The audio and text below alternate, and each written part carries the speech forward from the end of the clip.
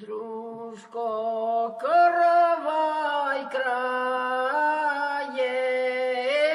дружко, каравай крае.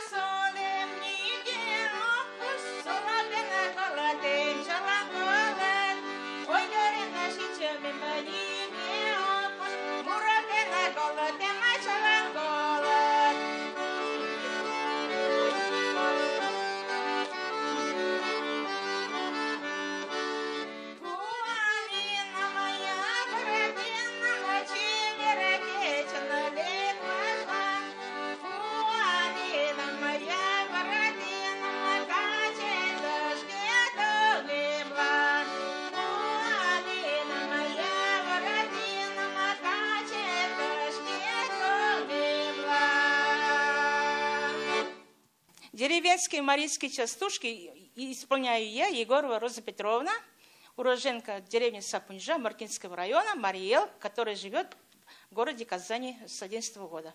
Эта песня о том, о любви, как всегда, потом, ты меня не вспоминай, я тебя не вспоминаю, чтобы у нас сердце не болело.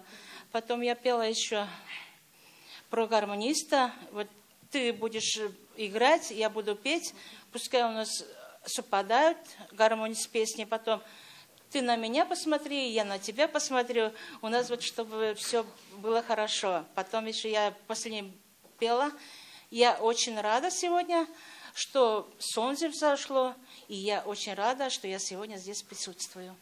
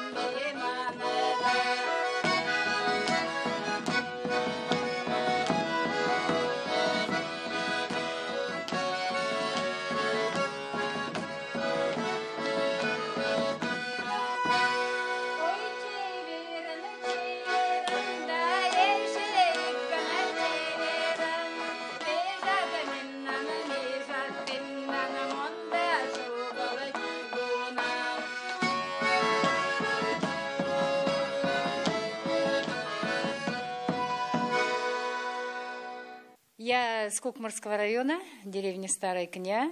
Я считаюсь как Восточная Марийка. Вот у нас костюм такой. Это по-другому уже. Но это раньше тоже белый был. Это потом, говорит, мать, у меня вышло вот такие, говорит, вот такие красные, кто зеленые, голубые, розовые. Это кто как по желанию хочет сшить. Но это платье у меня мамина. Это очень старое платье. Видно даже, наверное, что старый, да? У меня свое тоже есть, я шила. Но я просто маленько это реставрировала ее. Ну, ленточки вот шила, чтобы она красивее была. Очень красивая. Да, очень красиво, да? Очень красивая. Потому что видно, что она подлинная. Да, это вот натуральное, это материалы старые, не то, что сейчас, но именно старинное платье, это марийское. А головной убор? А головной убор, это шнашовыч называется. Это в нашей стороне носят, замужние. Видите, у нас короткие, а в некоторых, вот в Башкирии или у них подлиннее, уральские у них вообще длинные. Вот так. Это замужние. Как замуж выходит, уже вот это головной убор носят. Вот такой. Раньше же марийские свадьбы очень хорошие были. Если на свадьбу идешь, ты эту свадьбу должна приглашать. И вот когда заходит ряд, вот это все за стол садятся, наливают самогон, естественно. Я помню, как мать вот это станет, естественно, и говорит гостям, вот это как я выпейте, вот выпить сама, вот так перевернет рюмку или там стакан и показывает, и вот гостям песню начинает петь.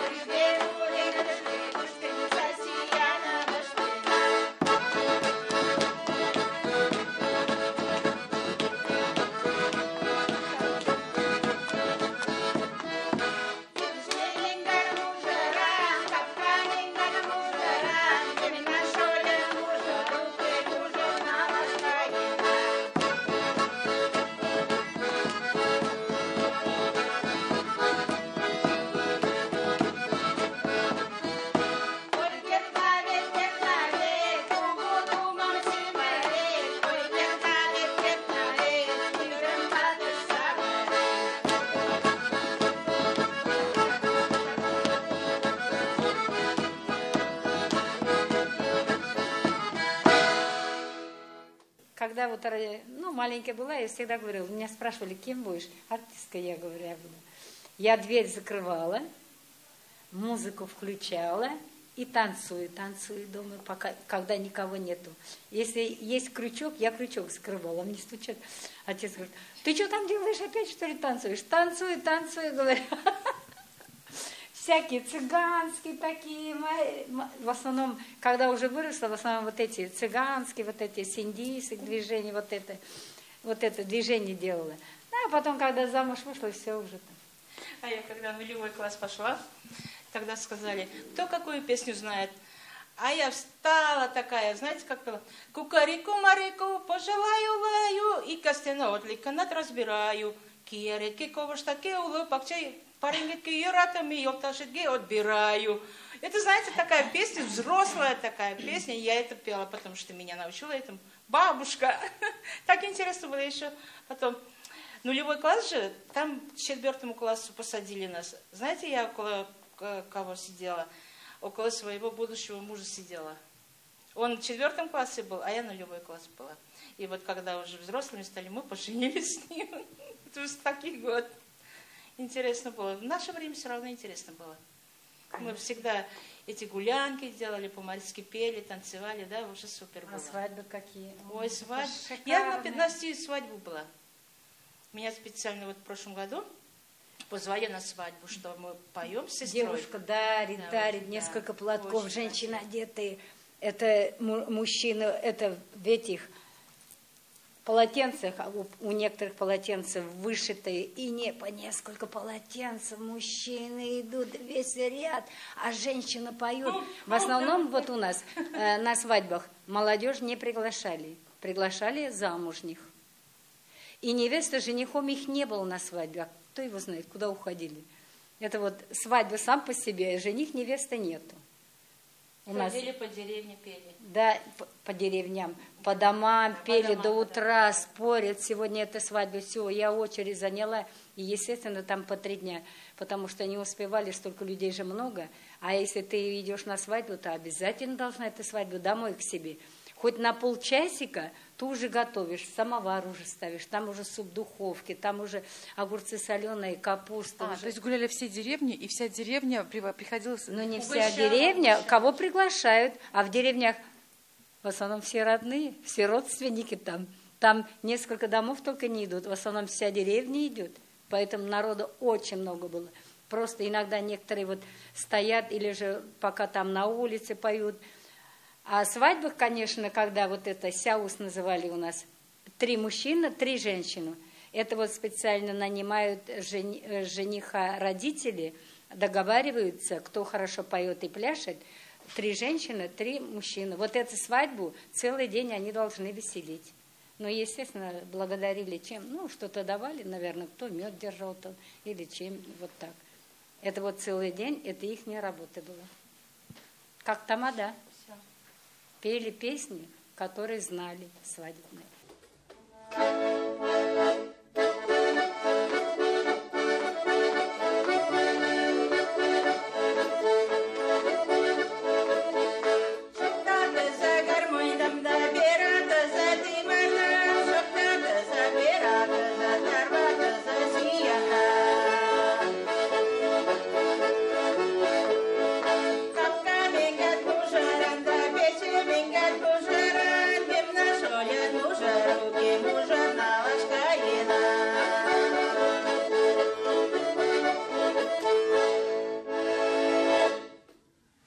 Так это прозвучала свадебная мелодия, характерна для луговых марийцев. Вот, в данном случае у нас Роза Петровна представитель Маркинского района, тоже луговых марийцев. Вот, хочется отметить то, что в Республике Марий во многих районах есть свои свадебные мелодии.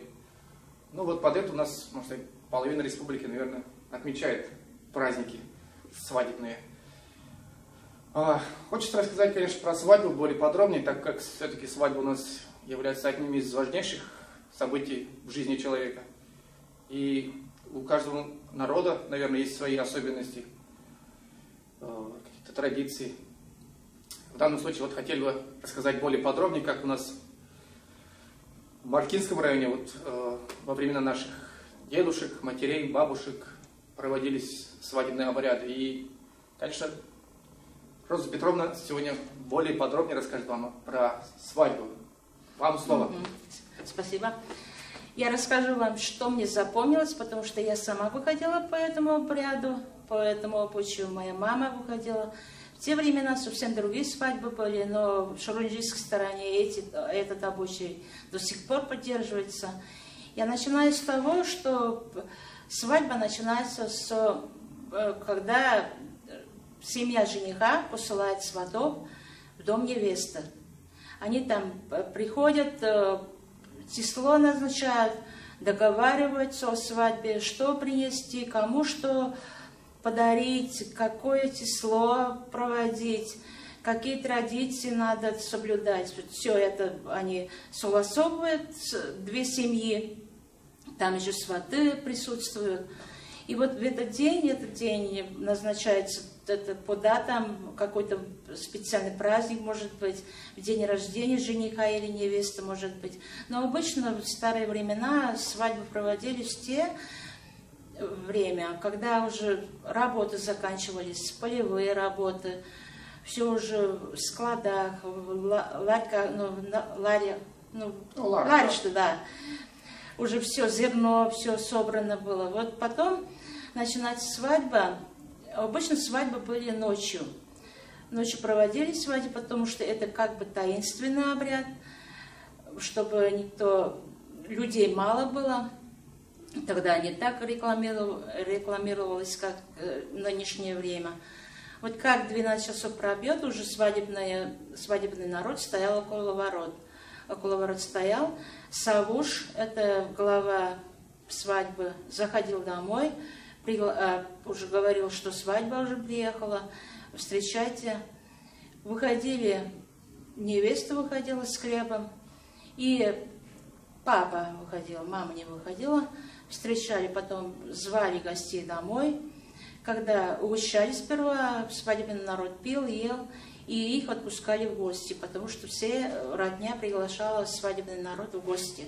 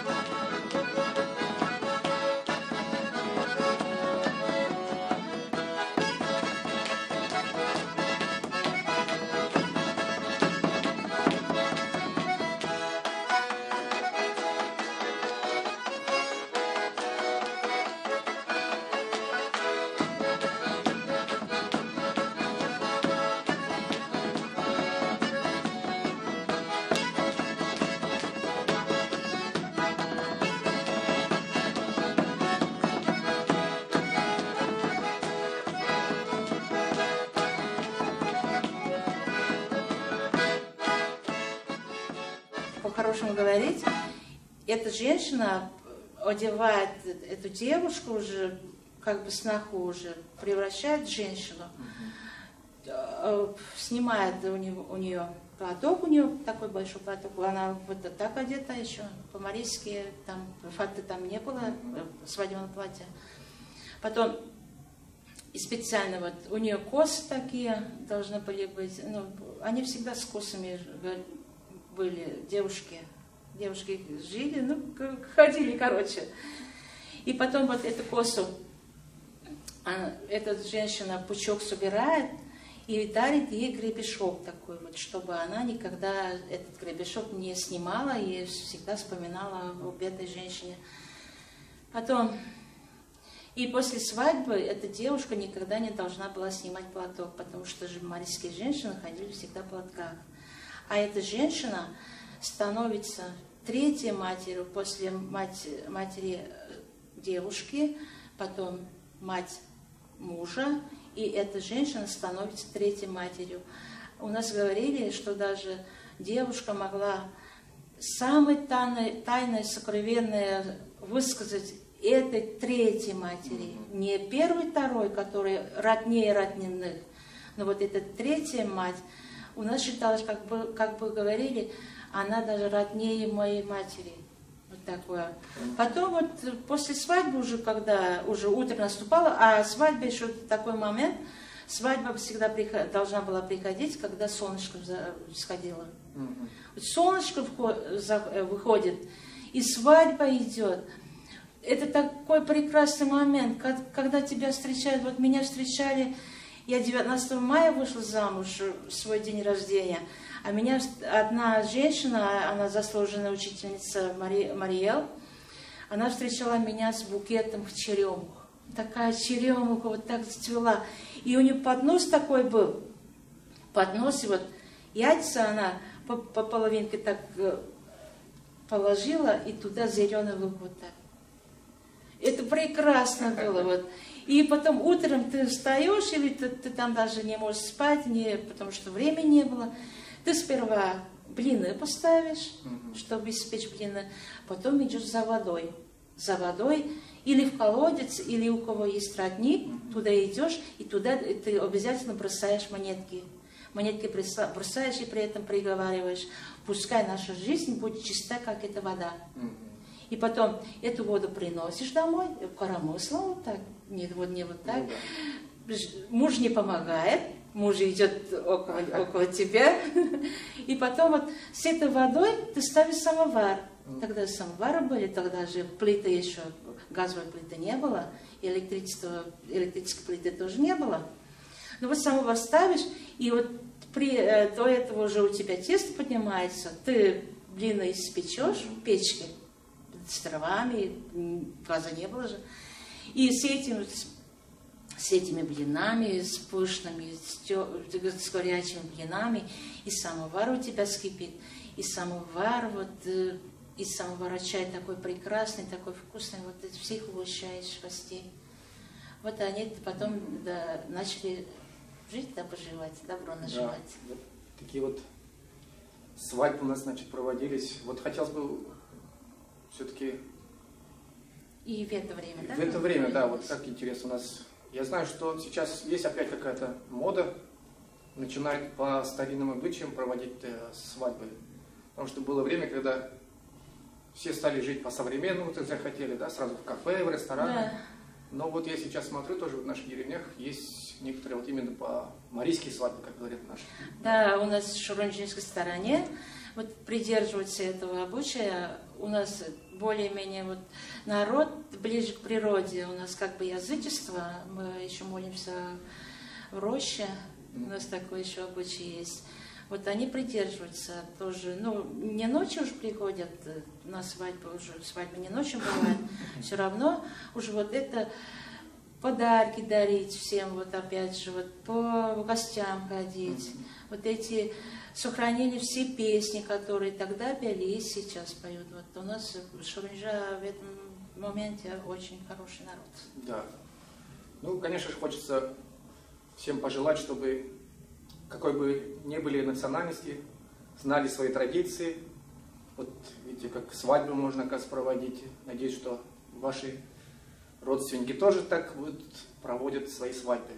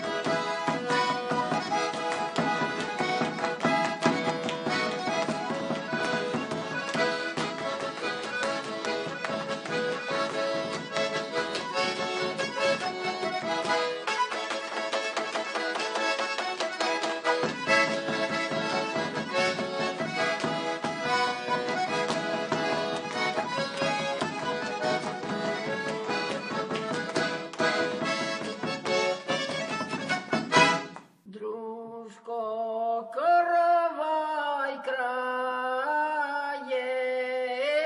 друг.